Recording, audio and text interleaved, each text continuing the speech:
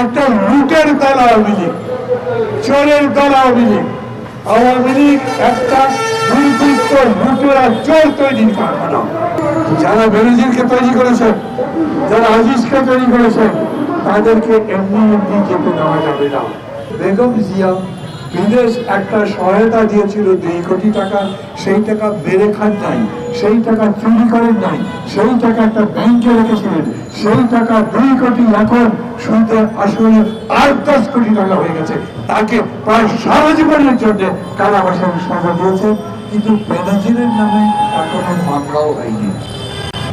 আমাদের যে সরকার, তারা সব সময় জনগণকে বোঝানোর চেষ্টা করে আমরা অর্থনৈতিকভাবে খুবই এগিয়ে যাচ্ছি, উন্নয়ন চলছে, দেশে উন্নয়নের গণতন্ত্র হবে, অন্য গণতন্ত্র নয়, জনগণের গণতন্ত্র নয়, উন্নয়নের গণতন্ত্র। সেটা কিরকম? এই যে বাজেট তৈরি করা হবে, এইবারের বাজেট হবে, পত্রপত্রিকায় লিখেছে 8 লক্ষ কোটি টাকা। বিরাট ব্যাপার না? গতবার ছিল 7 লক্ষ কোটি। এইবার এত অনাচার, এত দ্রব্যমূল্য বৃদ্ধি, মানুষের এত দুর্ভোগ, তারপরে 1 লক্ষ কোটি টাকা বাজেট বাড়িয়ে দেওয়া হয়েছে। মানে কত ভালো দেশের অবস্থা, এটা বোঝাতে চায়। অথচ এই পত্রিকায় বলছে এই 8 লক্ষ কোটি টাকার বাজেটের 3 লক্ষ কোটি টাকা হলো ঘাটতি। মানে 3 লক্ষ কোটি টাকা নাই, এটা জনগণের ঘাড় ধরে চাঁদার নামে, ট্যাক্সের নামে আদায় করার চেষ্টা করবে সরকার। আর আজকের পত্রিকা পড়বেন, ওর মধ্যে আছে ওই বাজেটে 100 লক্ষ কোটি টাকা রাখা হয়েছে সামনের বছরে ঋণের সুদের টাকা, ঋণের সুদ যে সেটা পরিশোধ করবার টাকা। খেয়াল করেন, 8 লক্ষ কোটি টাকার মধ্যে 4 লক্ষ কোটি টাকা আমাদের কোনো কাজে আসবে না, অথবা আমাদের কাছে নাই। বাজেটটা আসলে 3.5 লক্ষ কোটি টাকা, 50 লক্ষ কোটি টাকা, সেই দিয়ে এত বড় বড় কথাবার্তা বলা হচ্ছে। এরা খুব মিথ্যা কথা বলে। আমরা সবাই জানি এই সরকারটা মৃত্যুর সরকার। আর মিথ্যা কথা যারা বলে, তার মানে তারা মানুষকে প্রতারণা করে, মানুষকে ভাওতা দেয়, মানুষের সামনে সুন্দর ছবি ধরাবার চেষ্টা করে, কিন্তু পেছন থেকে মানুষের মুখে ছুরি চালিয়ে দেয়। দেশ ডুবে যাচ্ছে, সত্যি দেশ বাঁচাবার জন্য আমাদের এগিয়ে আসতে হবে। মানুষ মারা যাচ্ছে, মানুষকে বাঁচাবার জন্য আমাদের এগিয়ে যেতে হবে। কেন?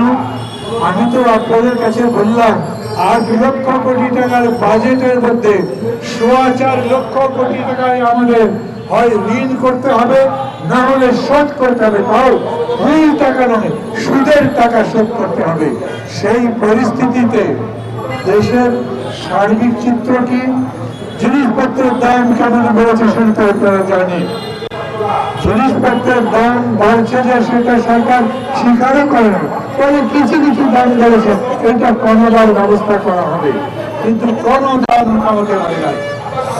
কোন দাম কমেছে? বাজারের দাম, বিদ্যুতের দাম কমেছে, কমে নাই। বিদ্যুৎ মানে একটা চুরি আর লুটের কারখানা। সরকার আইন করেছিল যে আমরা নিজেদের ইচ্ছা মতো যাকে পছন্দ তাকে বিদ্যুৎ উৎপাদন করবার ক্ষমতা দেব। ওরা বলেছে আমরা উৎপাদন করতে পারি, আমাদের উৎপাদন খরচ যাই হোক, সত্যি সত্যি ইউনিট প্রতি পারে 5 টাকা, ওরা বলছে আমাদের খরচ হবে 12 টাকা, আমাদেরকে ন্যূনতম 12 টাকা দিতে হবে। আর যখন আমাদের কাজ থাকবে না, বিদ্যুৎ উৎপাদন করতে পারবো না, বসে বসে থাকবো, ওই সময়ও আমাদেরকে খরচ দিতে হবে। আমরা যে রেট বলছি সেটা, এটাকে বলছে ক্যাপাসিটি চার্জ। একটা লুটের দল আওয়ামী লীগ, চোরের দল আওয়ামী লীগ। আওয়ামী লীগ একটা দুর্বৃত্ত লুটেরা চোর তৈরির কারখানা। কিভাবে? এই যে দেখছেন, এই যেভাবে দেখলেন আজিজ এবং বেনজিরের কাণ্ড, এটা কারা তৈরি করলো? আমার খুবই দুঃখ লাগে। আওয়ামী লীগের সাধারণ সম্পাদক বলছেন এদের দুজনের ঘটনার মধ্যে বিব্রত নেই, দরকার হলে বিচার করবো। বিচার তো করতে হবেই, কিন্তু লজ্জিত হবেন কেন? লজ্জা থাকলে তো আপনাদের, নইলে বেনজিরকে, আজিজকে এই জায়গায় বেগম জিয়া নিয়ে আসেননি। এদেরকে পোস্টিং বেগম জিয়া দেন নাই। এরা যেইভাবে একের পর এক চুরি করেছে, লুট করেছে, ডাকাতি করেছে, এই যে প্রধান হিসেবে তার ভাইগুলোকে একের পর এক জেল থেকে মুক্ত করেছে, যাদের নামে ফাঁসির আদেশ ছিল, যাদের নামে খুনের অভিযোগ ছিল, বিচার করবার পর ফাঁসি দিয়েছেন, তাদেরকে ছেড়ে দিয়েছে। আমেরিকার যুক্তরাষ্ট্র খুব হিসাব করে মানে এই ধরনের নিষেধাজ্ঞা দিয়েছে। ওরা চায় না এইরকম পচা মানুষ আমেরিকাতে ঢুকুক, অতএব তাকে বন্ধ করা হয়েছে। আমার তো মাঝে মাঝে মনে হয় শুধুমাত্র আজিজের নামে যে নিষেধাজ্ঞা হলো, ওই দুর্বৃত্তকে মুক্ত করবার জন্য যিনি সুপারিশ করলেন, খুনিকে মুক্ত করবার জন্য যিনি সুপারিশ করলেন, আর সেই সুপারিশকে অনুমোদন করে যারা মুক্তি দিলেন রাতের বেলা বিমানে করে দেশ ছাড়বার ব্যবস্থা করে দিলেন, তাদের কি হবে? আমরা জানি এরা কত টাকার মালিক, বেনাজির কত টাকার মালিক। দেশের মধ্যেই, ঢাকার মধ্যেই আগে তো সরকারের নির্দেশে কোর্ট বলেছিল তার ব্যাপারে কোনো তদন্ত করে যাবে না। এবার আমেরিকার যুক্তরাষ্ট্রের পক্ষ থেকে যখন নিষেধাজ্ঞা আসলো, তদন্ত শুরু হলো। 2 দিনের মধ্যে দেখা গেল ঢাকা শহরেই তাদের 342 বিঘা জমি আছে। একদিনে 4টা গুলশানে বিলাসবহুল ফ্ল্যাট কিনেছে এবং তার সম্পদ সারা দেশে তো আছে, বিদেশেও কত আছে, সেইটা একটার পর একটা তদন্ত করবার জন্য নির্দেশ দিয়েছে। বুঝে দেখেন কত শত নয় হাজার কোটি টাকা বানিয়েছে এই লোক লুট করে, চোখের সামনে, সরকারের সামনে, সরকারের প্রধানমন্ত্রী শেখ হাসিনার সামনে। সেগুলোর কোন ব্যবস্থা নেয় নাই। আজিজ কি কি দুর্নীতি করেছে ওরা কি জানে না? যখন all the prime ministers man Al Jazeera প্রচার করেছিল, দেখেছিলেন আপনারা, তখন বলা হয়নি তার ভাইয়েরা কোথায় কোথায় কি কি দুর্নীতি করেছে, কত শত কোটি টাকা বানিয়েছে? তারপরে তাদের ব্যাপারে কোনো ব্যবস্থা নেই। সরাসরি বলেছে এরা, কারা? যারা আজিজের নামে নিষেধাজ্ঞা দিয়েছে তারা বলেছে দেশের গণতন্ত্র প্রতিষ্ঠানগুলোকে কার্যকরী করতে দেয় নাই, দেশের জনগণের গণতান্ত্রিক অধিকার প্রতিষ্ঠার জন্য যারা কাজ করার কথা ছিল তাদের কাজে বিঘ্ন সৃষ্টি করা হয়েছে। অনেক ভদ্রভাবে বলেছে, আমরা তো সবাই জানি যে 2018 রাতের ভোট ডাকাতির পক্ষে আজিজ সাহেব কি বলেছিলেন, এত সুন্দর ভোট বিশ্বে খুব কম হয়েছে।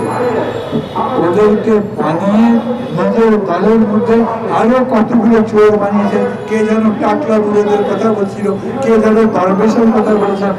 সংসদের মধ্যে অজস্র লোক, আর পত্রিকা খুলে দেখবেন প্রায় প্রতিদিন রিপোর্ট আসে কোন উপজেলা চেয়ারম্যান 5 বছর আগে মাত্র 50,000 টাকার মালিক ছিল, 5 বছর পরে তারা কেউ 5 কোটি, কেউ 20 কোটি টাকার মালিক হয়েছে। এগুলোর হিসাব দেওয়া হোক, দেয় না।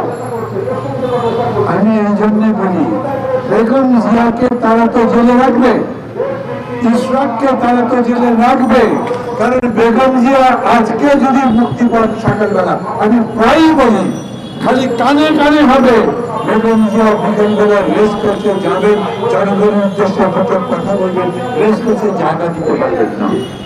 যারা বলেন যে সমস্ত দালাল বলে যে সরকার যথেষ্ট জনপ্রিয়, ভালো ভোট করেছে, বিরোধী দলের সাথে কেউ নাই, আমার একবারে জামিনদার নবী বিরোধী দলের নেতাকে বেগম জিয়াকে, ইশরাককে ভালো করে মুক্তি দেন, তার নামে মিথ্যা মামলা দেন, বিএনপিকে কাজ করতে দেন, বিরোধী দলকে কাজ করতে দেন। মানবতার যত বড় অপমান এই শেখ হাসিনা করেছে, আওয়ামী লীগ করেছে, এইটা অন্য কেউ করেনি। আমি আপনাদের বলি, যারা যারা অনুষ্ঠানের আয়োজন করেছেন, জানি না এই মাইকের সামনে বলা থাকছে না, কিন্তু বেগম জিয়ার মুক্তির দাবিতে এই কথা মানুষ, বিএনপি একটা সভা যদি আজ বিকেলেও ডাকে অফিসের সামনে হাজার হাজার মানুষ সভা হয়ে যায়। এইরকম মুক্তির দাবিতে পারলে প্রতিদিন বিভিন্ন জায়গাতে সমাবেশ করে, মানববন্ধন করেন, মানুষের মুক্তির দাবিতে, এই দুষ্কৃতিকারীদের বিচারের দাবিতে। কেন এখন পর্যন্ত আজিজ কিংবা বেনজিরকে গ্রেপ্তার করা হয়নি, তাদের নামে মামলা দেওয়া হয়নি, সেই ব্যাপারে দাবি তুলতে রাজপথে নামেন। বেশি দিন নাই, ওইখানে জাতিসংঘের প্রতিনিধি ডুজারিক বলেছেন, তার কাছে অভিযোগ করা হয়েছে, তোমরা পিচ করে বাংলাদেশ আর শ্রীলঙ্কা থেকে যে আর্মি পুলিশ অন্যান্য অফিসারদের নিয়ে এসো, তাদেরকে করছো, বিভিন্ন জায়গায় চাকরি দিচ্ছ, এরা তো নিজের দেশে মানবতা বিরোধী অপরাধ করেছে। বলেছেন আমরা খুঁজে দেখব যাদের যাদের নামে মানবতা বিরোধী অপরাধের অভিযোগ আছে, তাদেরকে আমরা ফেরত পাঠিয়ে দেব।